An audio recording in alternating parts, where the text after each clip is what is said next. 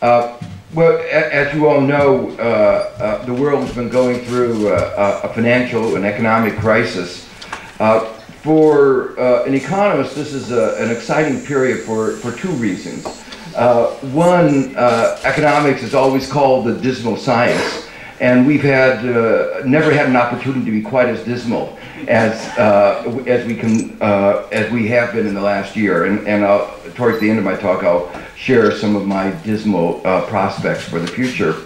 The second is, good doctors love really sick patients because by studying pathology when things go wrong, you can get a little better understanding of how things should work normally. And our economy, I think, is very sick, and this is really a, you might call it an uncontrolled experiment, and but one of many different sub-experiments, and I think hopefully we will learn a great deal, both about as we look at at what happened before the crisis, and as we look at how we've dealt with the crisis. In perhaps a moment of hyperbole, I said that the fall of Lehman Brothers was to market fundamentalism, the belief that markets work perfectly, what the fall of the Berlin Wall was to communism. The fall of the Berlin Wall really signaled that that particular system of economic organization was flawed. Everybody knew about it a long time ahead of it. Janos had been writing about it, and there was broad consensus that it was a system that couldn't work. But symbolically, the fall of the Berlin Wall really marked the end of that era. In the same way, the belief that markets work perfectly on their own have really been undermined by wealth of economic theory and empirical evidence. Some of my own economic research, for instance, had attacked the notion of Adam Smith's invisible hand. This was the notion that individuals in the pursuit of their self-interest were led as if by an invisible hand to the well-being of society. And any of you looking around at the bankers probably feel suspect about that notion. Well, my research had explained that the reason that the invisible hand often appeared invisible was that it wasn't there.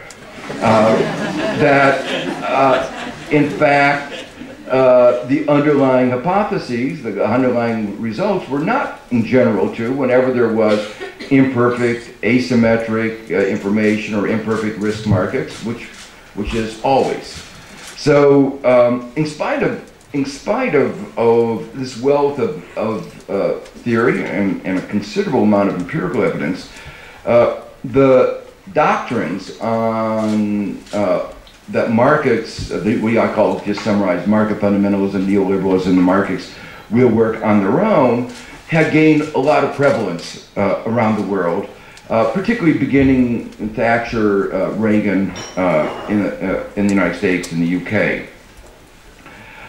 The period, looking at it at a very broad stroke, actually provides us with itself an interesting, you might say, controlled experiment.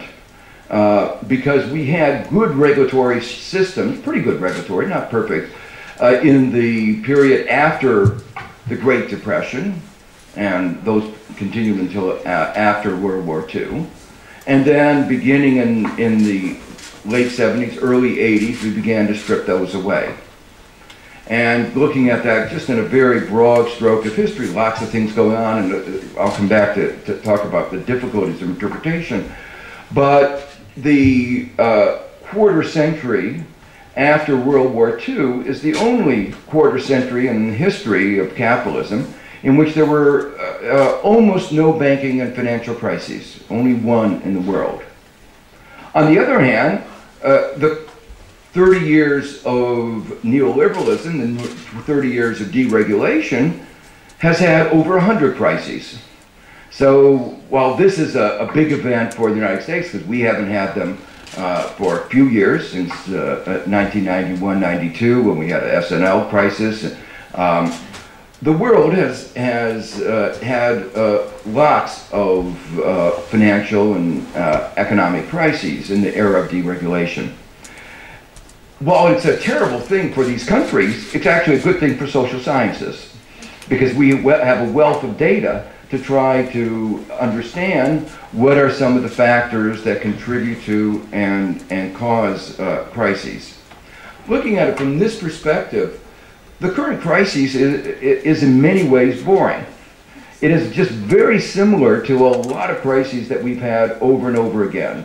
Credit cycles where an excess of credit leads to a bubble, and rising bubble means that people can borrow more on the basis of the collateral, and it feeds itself. It's what we call a positive feedback system until it breaks. And when it breaks, everything comes crashing down, and everybody moans and groans and says, how could we let that happen? And the only difference, in some sense, between that traditional credit cycle that has happened over and over again in the last 250 years is that we introduced some fancy things like CDO, CDO squares, CDSs, lots of acronyms of ways of making the markets less transparent, more difficult to understand, more intertwined, more complex, which make the difficulties of correcting it greater. And but in terms of the broad pattern, it is in fact very similar. And so in a way, I think this really reinforces the point that Janos made, that had we studied economic history, we would have not gone down the route of deregulation. We would not have gone down the route that has led us into the current mess. And that I hope one of the lessons to come out of this crisis is that we will re-examine the kinds of economic policies that led us into the difficulties. Just yesterday, I was testifying in the U.S. Congress has set up a commission. In the Great Depression, there was something called the Pecora Commission that tried to investigate what were the true causes of the crisis. And out of that led to a lot of important legislation like the Securities and Exchange Commission, Glass-Steagall Act. And Congress has set up another similar kind of commission to look at this issue and trying to discuss with them what my views are, what were the causes of the crisis. Now, that's actually a really hard question, and even conceptually it's a hard question. So let me try to describe how I think about it. The problem, there are many factors and if you listen to the rhetoric, many different people have talked about different things. Problems in the financial sectors, including incentives, regulation, failures of regulators, the central bank having too low interest rates, global imbalances, Fannie Mae, Freddie Mac, I'll explain some of these things, CRA lending. There's a long list of culprits, and basically the country is divided into two schools. Those who blame the private sector, the lenders, those who blame or three schools, those who blame the borrowers, and those who blame the government. And you could predict who's on what side. The banks say, no, it wasn't us, it was the government and the borrowers. They shouldn't have been borrowing badly. If you borrow, you should repay your loans. And if they had only repaid their loans, then we wouldn't be in this problem. Now, I can say in the beginning, I'm not very sympathetic with this view, because the issue that what banks are supposed to do is assess risk and whether somebody's able to repay. And the record of our banking system in judging creditworthiness is really remarkably bad. There's been a host of bailouts with the names of various countries and particular initials associated with them, but they all reflect a failure of the banking system to do its job of credit assessment, credit worthiness. So just to talk about the last 28 years, you had the Latin American bailout, which was a bailout of American banks and European banks for bad lending in Latin America. A little bit later on, in the United States, we had the S&L bailout, which was a bailout of our banks for bad lending to homeowners. Then we had the Mexican bailout, which was not a bailout of Mexico, it was a bailout of American banks and securities markets for lending badly. Then we have the Indonesian, the Korean, Thai. Each of those are a result of bad lending, and what was the people were saved were the banks. And then we went on to Argentina, Brazil, and now the biggest of them all. So there is a real history here of bad lending practices. And one of the views that I'm going to come back to in a second is that, in fact, the government, by continuing bailing them out, in fact encouraged bad lending practices because they were saved from the consequences of that. So in my mind, blaming the borrowers is a little bit like blaming the victims. And if you look at what our banks did, it hasn't got as much attention as it should have. They really targeted the poorest people and the people who were least able to make judgments. And you see the subprime, they went in, and there's some suits going on now in the United States against the banks because they really did, they knew, or they should have known, that they were making loans well beyond people's ability to repay. It was really predatory lending. There were a number of initiatives that tried to stop the predatory lending, and those initiatives were thwarted by the banks. Blaming the regulator, I think, as I'll explain in a second, I do agree that the regulator should be blamed for not stopping it. But you have to understand, the banks paid government to make sure the regulator wasn't there. It's sort of like the kid who steals candy and says, "No, the reason I did it is you didn't stop me." Well, that's true, but you would have hoped that the kid would have had some internal control system that says you don't steal just because the cop isn't there. But it's worse than that because they paid the cop not to be there. And they spent huge amounts of money. There are 5 to 6 lobbyists for every congressman from the financial sector. Full time. And they are a major contributor to all the campaigns and have really shaped the policy. So, and you see this, they paid for the deregulation, then they paid to get the huge massive bailouts, and now they are spending a lot of money to make sure we don't re-regulate them to correct the problem. So in my analysis, I put the problems front and center on the financial system, but also say that it's an important lesson for the public sector, for government, because we have to understand that what the role of government is and to try to set up public processes that avoid the kind of what we call capture of the regulatory authorities. Well, let me begin a little bit focusing on, what did the financial markets do or do wrong? The role in our society of financial markets is very important, and it's very hard to have a well-functioning financial economy without a well-functioning financial sector. While I'm being critical, I also think that they do play a central role. What are they supposed to do? Well, in brief, what they're supposed to do is allocate capital, manage risk, and to do it at low transaction costs. Because one of the important things to remember is the financial sector is not an end in itself, it's a means to an end. You don't eat, wear, enjoy finance. The reason it's important is because it enables us, if it's working, to produce more goods of the kinds of services, of the kinds of things that we think we do value. But we made a fundamental mistake. We confused a means to an end with an end in itself. And the sense in which our financial sector got out of proportion was reflected in the fact that before the crisis in the United States, 40% of all corporate profits were in finance. Now, the finance sector was very proud of this, but it should have been a sign that something was very dysfunctional in our economy.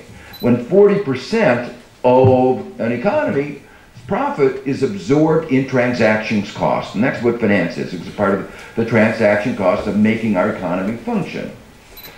But in fact, it wasn't making the economy function because it was misallocating capital, and it was creating risk, not managing risk. The importance of this issue of allocation of capital really feeds into my major response to the argument that it was low interest rates that created the bubble, which is one of the alternative hypotheses that people like John Taylor have put forward. In rejecting that hypothesis, let me just make a couple points. First of all, we had low interest rates in the 1950s and 60s, but we didn't have the bubbles because we had better regulation. Having low interest rates is not sufficient for causing a bubble, nor is it necessary. There are many countries that have had bubbles with high interest rates. It's harder, I agree, you know, it's a lot easier to get a nice bubble going with low interest rates, but you can have a number of the recent crises in East Asia were in the context of countries that have raised their interest rates to sterilize inflows of capital. So one can have bubbles when you have central banks that have high interest rates, and you can have them with low interest rates. If the financial sector had been doing its job in allocating capital, low interest would have been a boon to the economy. That is to say, low capital costs would have meant that could have been invested in productive investments that would have led to high increases in productivity, and the economy would have grown. You know, just think about it. What kind of a firm would come to you and say, the reason we are making a loss is because our wages are too low. Our workers decided to work at a low wage, and that made us sloppy. Well, if somebody says that, you say, I don't understand what you just said. That's a crazy argument, right? But that's what our banks are saying. The reason that we behaved so badly was because we had too low of a cost of our major input, which is capital. The markets gave us low cost of capital, and therefore we didn't know how to use it, and we squandered it. Now, that's really what that argument that it's low cost of capital that is the problem. So to me, if we had financial markets that actually functioned, that would have been it would have been a real opportunity, but they didn't function in the way that they should. But of course, trying to understand a crisis like this is like peeling back an onion. When you have an answer, you have to ask, well, why was that? Why did they perform so badly? And there's no easy answer, but part of it, you know,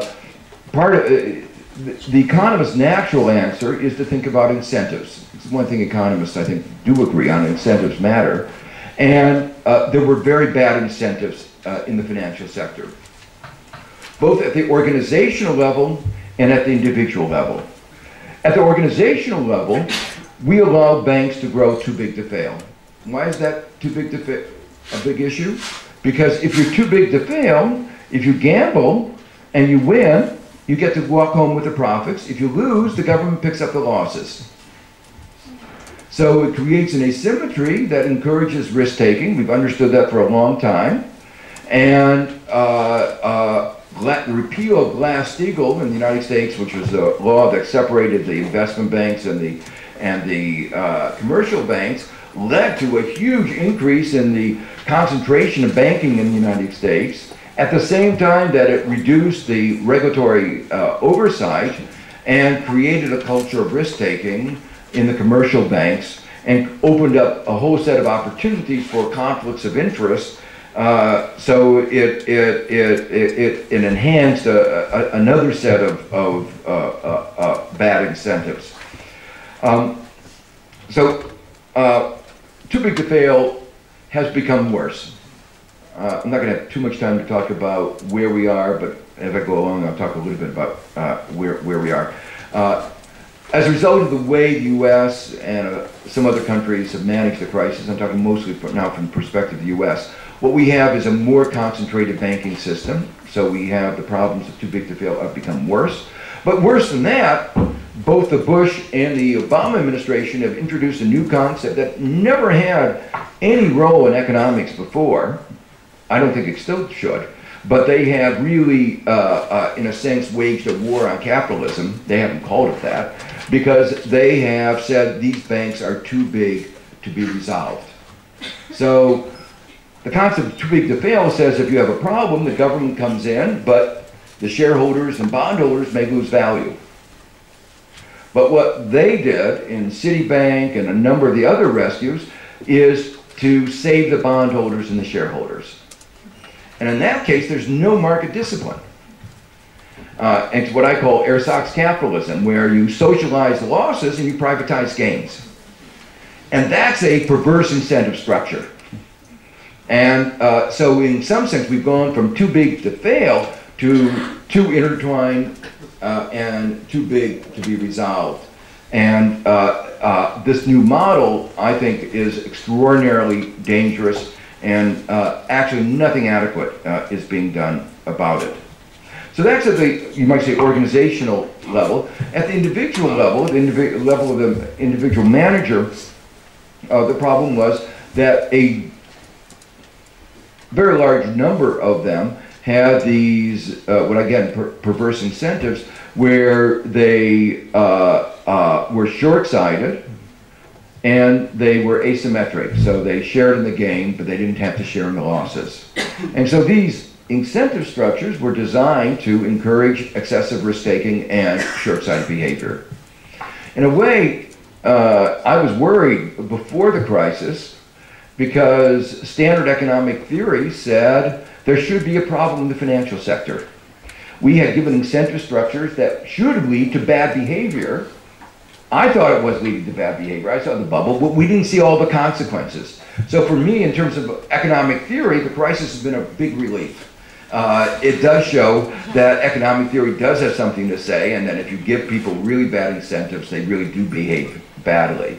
And so it does confirm the relevance of economic theory. But again, nothing is being done about this. A lot of discussion about the level of pay, but not about the structure of the pay. And it's the structure of the pay that is very critical. One of the, as I said, one of the explanations of why the banks behave so badly is bad incentives, and I can give other examples. But the other explanation is, I don't want to put it crudely, but stupidity. When you see something go wrong, you always wonder, was it malevolence or incentives, or just that they didn't understand? And it's always a mixture of the two. But of course, they had an incentive not to understand. So let me just give you some examples of what I view of high order levels of cognitive dissonance that either reflect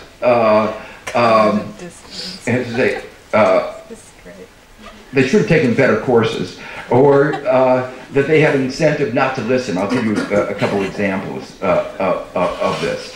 One of them is very simple in the incentive structures. The incentive structures gave them a reward for higher performance. But it's very easy to get higher performance as measured by returns. Just increase leverage, just increase risk. What they should have been, and these guys are supposed to be the experts on risk, to use the finance term, and I don't know how many of you have taken finance, that you should be rewarded for higher alpha, but not for higher beta. Not for increased leverage, but for better performance, given whatever leverage you have. They should have known this. I mean, this is their business, after all, of risk management. And almost none of them did that. They should not have reward structures based on stock options, and many of them did. Because stocks go up and down with things having nothing to do with their own performance. It has to do with with other things. So it should have been based on relative performance as opposed to their own performance. So they really didn't understand incentives. Now, of course, part of the story was, I think there was a grand deception here, because you look across the market as a whole, what you see is that at least in America, incentive pay is just a charade. If you look at what happens, and you've seen it in the financial sector, when performance goes up, they get incentive pay. What happens when performance goes down? They change the name to retention pay. You want to keep the guys who led you into the bad performance, because they're the only ones who could figure out how to get out of the mess that they created. Well, there are lots of stories, or we are really having a difficult time. So if you actually correlate performance with pay, there's almost no correlation. So it is not incentive pay. It was just a way of extracting money from shareholders. Now, that's part of the story when we talk about why was, as I said, peeling back the onion, why was there a problem? Part of the problem is corporate governance. The system worked very well for many of the bank managers. Even as the banks have collapsed, they've lost a large fraction of their wealth, but they walked away with hundreds of millions of dollars. But the shareholders and the bondholders have really suffered. So the system worked by those who were designing the system, but not for the rest of our society. Well, here, as I say, one doesn't know, did they not understand beta and alpha? Had they not gone to finance? Or did they not want to understand what was going on? Let me give you two other quick examples. One of the big changes in our financial market is we've gone from a banking system to what is called a shadow banking system, securitization. About 60% of the loans have been based through the shadow banking system, and that shadow banking system is really on the ropes, and it's not going to be restarted, at least important parts. The mortgage-backed part of the securities is not going to restart. The reason is that it was based on very flawed models. The models that the credit rating agencies and investment banks used should have been obvious, were very flawed. What they believed, in effect, in financial alchemy. Those who have studied Middle Ages know, alchemy was where you convert lead into gold. You can't do it very easily. Well, they believed that you could take an F-rated security, subprime mortgage, and do a little slicing and dicing and a little blessing, and all of a sudden you have an A-rated security that could be held in a pension fund. Somebody who wants a secure asset. Well, you should have been suspect, particularly because the financial market said that markets are efficient. So they simultaneously believed that markets were efficient, and that they could pick up hundreds of billions of dollars that were left on the floor through their financial engineering. Now, you should have said that should have been a sign that something was wrong in one of those two statements. Well, when I give lectures about securitization, I put it, 3 lectures. The first is the advantage of diversification. That securitization allows diversification. You can sell these all over the world, and that's a big advantage. But the second lecture points out that diversification doesn't work so well if the risks are correlated. And the third one is that securitization creates new problems of information asymmetries. The people originating the mortgage are not the ones who have to bear the consequences of things going badly. So, in fact, our security market worked, but it was based on what I call the greater fool theory. That globalization had opened up a global market for fools, in which we could sell people who didn't understand these problems of correlated risk and information asymmetries. And we are actually very thankful to Europe. because they bought about half of our subprime mortgages. And had they not done that, the downturn in America would have been much worse. So as I say, we thank Trichet for keeping low regulation and markets open to our bad products. Important concept.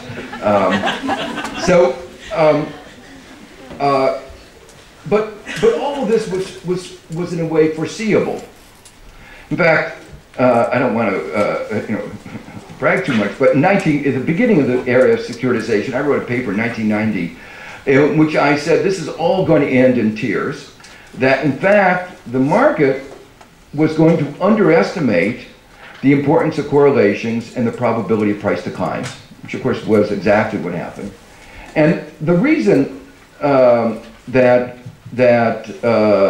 what they forgot is that if there is an increase in interest rates across the nation, or across the world, asset prices fall, including housing prices. So that there was a systematic and one of the most important factors that would lead to naturally a correlation.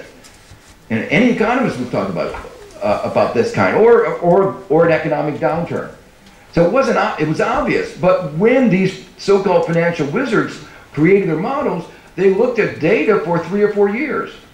Well, obviously you don't have crises every 3 or 4 years. So in fact, what were they doing? They were feeding a bubble, and in the bubble, default rates are very low. You know, when prices are going up, you have more and more equity in your home, and you're not going to default. When are you going to default? When interest rates go up and prices collapse. So they were saying, look at these subprime mortgages are behaving wonderfully. We're having very low default rate. But in fact, of course, it was because of the bubble that their lending was creating. So they were creating the circumstances that were verifying their hypotheses. But it was, it should have been obvious that there were problems if they created these new products that were, that they thought it was innovation, but it was an innovation step backward. There was a reason why people had not given loans 100% of the value. And the reason they hadn't created liar loans, which are these loans where you have no documentation. Well, a third example of almost the intellectual incoherence is the credit default swap market. And these were the bets that the banks took on all kinds of things, including on the death of each other. And they would be betting amounts on whether one firm or another would die. Now, one of the things that was remarkable about this, you may have heard numbers that the amount outstanding in these markets were in the trillions of dollars. And that was a little bit puzzling. I mean, how could there be that much betting going on when, you know, bigger than the whole market for the value of the banks? Well, what was going on was that Bank A would bet Bank B that Bank C would collapse.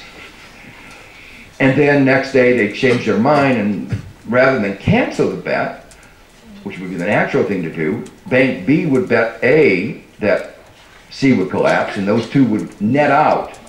Okay, so A bet B and B bet A the same amount, and that was a net value of 0, except under one circumstance. If B went bankrupt, then A owed B, but B didn't owe A anymore. So in the event of bankruptcy, these things don't net out. So I asked them, why didn't you net out? And what was their answer? The obvious answer. Well, we couldn't believe that anybody would go bankrupt. But the securities that they were trading on were bets on each other going bankrupt. So it was a total schizophrenia. And the result of this was a huge buildup of risk that once it became clear that the US government wasn't going to bail everybody out, the credit markets froze. The reason the credit markets froze wasn't to deal with the mismanagement of any particular Lehman Brothers or anything else. It was the fact that each bank knew that it didn't know its own balance sheet, and therefore it knew that it couldn't know that of any other bank. So long as the government was out there willing to bail out everybody, I could lend to everybody else. But once the government says, we're not going to tell you who we're going to bail out. We're going to bail out some, but not others. We're going to have a really chaotic policy here, which is what the Paulson-Bernanke policy was. Then, of course, nobody knew who to trust. And so if you couldn't believe, you lend money overnight, there's no interest rate that you could compensate you for the probability that overnight they would go bankrupt. So the credit market seized. So it wasn't to blame with the government. The blame was that they had created such they had engaged in such bad lending and created such opaque products that no one knew what their financial position was. Well, I'm going to turn very briefly to some of the problems of the regulator. The fundamental problem with the regulator was that we had regulators who didn't believe in regulation. And that's why they were appointed to the job. If you look back in the 1980s, early 80s, we had a central banker who did what central bankers are supposed to do, at least under one theory of central bankers, which is to control inflation. And Paul Volcker brought down the inflation rate from double-digit levels to low levels. And in the canons of central bankers, he should have gotten a gold medal, but he was fired. And they try to cover this up, and they said, when he says he has to leave for personal reasons, he was fired, and he knows it. And why? Reagan wanted somebody who didn't believe in regulation. Already there was the agenda to get rid of Glass-Steagall. That was already on the agenda. And he found somebody, Greenspan. But if it hadn't been Greenspan, there are lots of other people who were willing to do the bidding of the financial sector. And, so I don't think you should focus on a particular individual. The point was he represented a philosophy. Not surprising, if you have regulators who don't believe in regulation, you're not going to get very good regulation. But what was surprising was that when Greenspan finally gave a mea culpa and explained what had gone wrong, he exhibited the fact that he didn't understand regulation. So what did he say? What he said is, I thought the banks would manage their own risk. And I could understand that. That was all based on the efficient markets hypothesis. Lots of evidence that that was not the case historically, and all the mistakes I've talked about before. But that's not the reason for regulation. If banks mismanage their risk and it had no consequence to anybody else, that would not be of much interest. If I make a bad investment, nobody's going to worry about it. When banks make bad investments, you ought to worry about it. Now, the reason for this is, general term economists use externalities. When the banks fail, the economic system fails. When one bank fails, it has effects on other banks. So the system is rife with externalities. That means you cannot have self-regulation, because self-regulation is only looking at your own well-being, not the well-being of the system. And you're making risk judgments, you want to know systemic risk. And the only way to know systemic risk is to have somebody who's looking at the system. And a single bank can't look at itself and assess the systemic risk. So in making that mea culpa, he admitted that he didn't understand the whole function of bank regulation. And when you think about what happened, and the SEC was in some ways even worse when they allowed the securities market, the investment banks to increase their leverage. The leverage of some of our banks got up to 20, 25, 30 to 1. Now, what does that mean? That means that when your capital base is very small and you borrowed a lot, okay? If you make a mistake in your investment so that your value of your assets go down by 3%, that wipes out all of your net worth when you're highly leveraged. It's great when things are going up, because it means if they go up 3%, you make a huge return.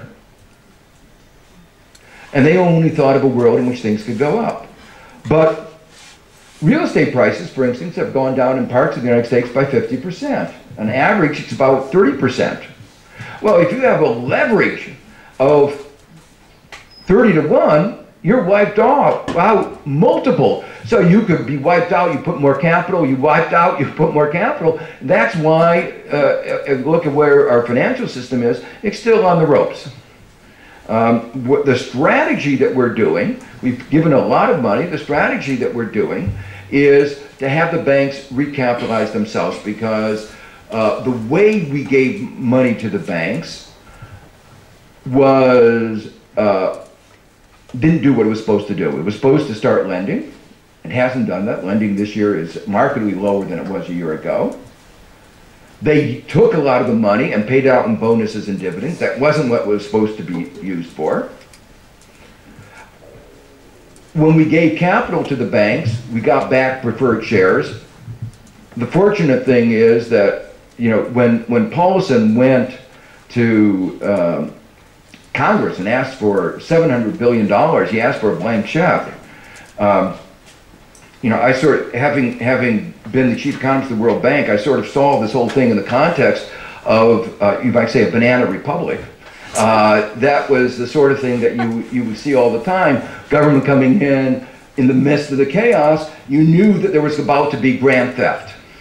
That the financial system was about to steal large amounts of money from the taxpayer.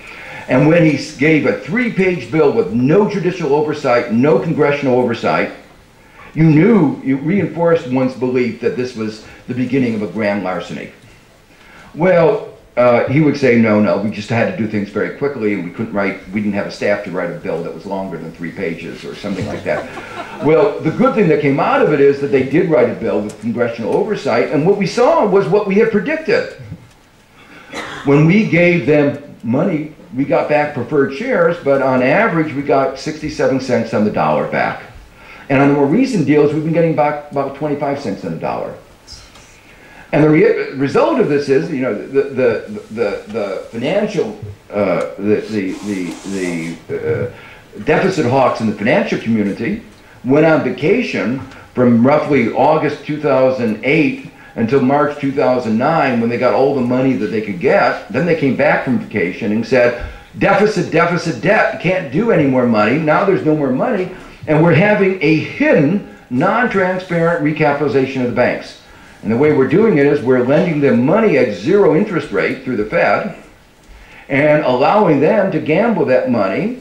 If you look at where the profits are coming in Goldman Sachs, it's through proprietary trading, not through lending. Lending is not getting any return. So if you see a little bit of asset appreciation, a little bubbles showing up, it's not a surprise. The money is going there, but not going into reinvigorating the American economy. Well, I want to open this up for questions. Let me just conclude by a couple of remarks about where we are and where we ought to be going.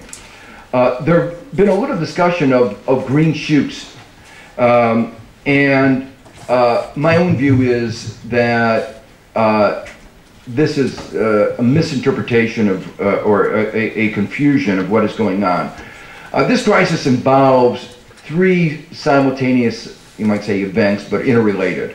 One of them is that there's the financial crisis, the bad lending, the mortgages and all that I talked about.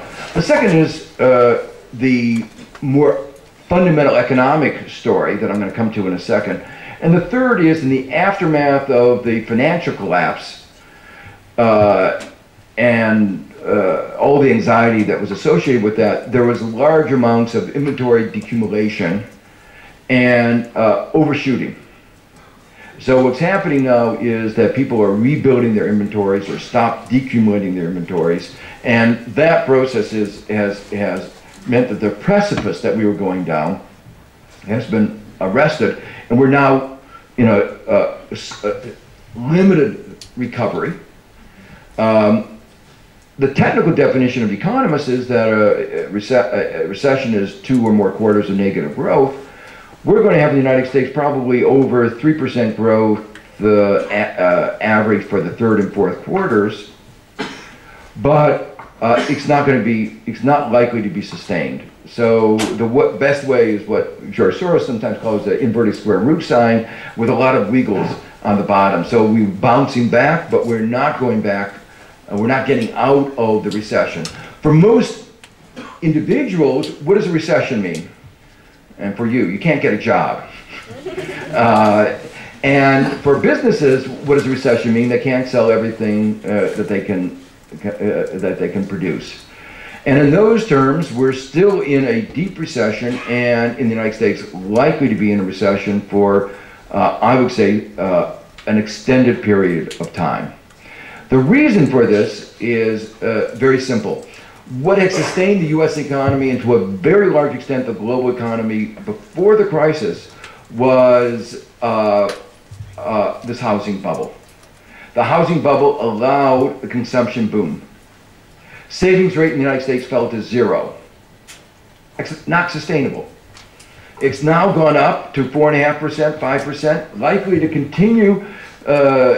We don't know exactly where it's going to go, but may go. Most historical average would be around 7%, but there are reasons why it might even go higher than that. Well, then the question is, what is going to fill the hole? That is to say, the insufficiency of aggregate demand. There's a second problem at the global level, and that is that one of the consequences of the failure to manage the last global downturn in 97, 98, to manage it well, was that countries all over the world decided they needed self-insurance. They didn't want to go to the IMF. As the Prime Minister of one of the countries told me, he put it, he was in the class of 97. He learned what happened if you don't have enough reserves. The IMF comes in, takes away your economic sovereignty, poses policies that convert your downturn into recessions, recessions into depressions. He said never again. And so they started building up reserves in the amounts of hundreds of billions, trillions of dollars. It was also part of their development strategy. Export-led growth was sold as the one successful development strategy. So this is good for these countries, but from a global point of view, that means these countries are not spending all their income. Those who have taken a course in economics know about the paradox of thrift. And so because they're not spending, it's weakening global aggregate demand. Again, because the way we mismanage this crisis, that problem is going to come back. I was just in Istanbul at the IMF meetings, and broad consensus that unless something is done to provide some better form of insurance, there will be a demand for even more self-insurance, i.e. more reserve accumulation, which will weaken global aggregate demand.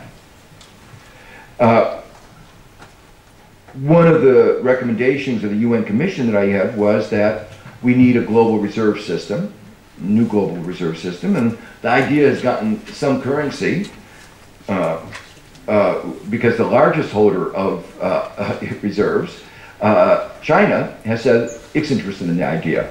The US is not so interested so far. I think it will get more interested over time.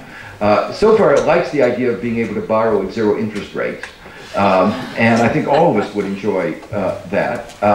But its ability to do so may be more limited because all over the world people are much more aware of the risks associated with the US dollar. The fact that we have a high level of debt, deficit, and balance sheet of the Fed that's grown out of proportion. Well, meanwhile, if you look at the labor market in the United States, it's in very bad shape. The unofficial, more inclusive unemployment rate is 1 out of 6 Americans can't get a full-time job who want one. And for every job, there are 6 applicants.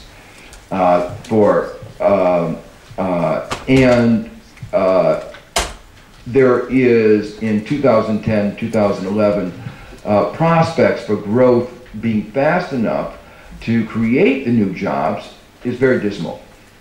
So I said I would end on a dismal note, and that dismal note is that under current policy, it is likely the economic slowdown, weakness in the American economy will continue, that we're more likely to go into what I would call a Japanese-style malaise, not a deep depression, but a period of extended low growth and high unemployment, that the regulatory reforms that we need in the United States have not been undertaken, and the deeper discussion of what are the underlying sources of this weak global economy have not really begun, let alone the measures that need to be taken to address these problems. Thank you.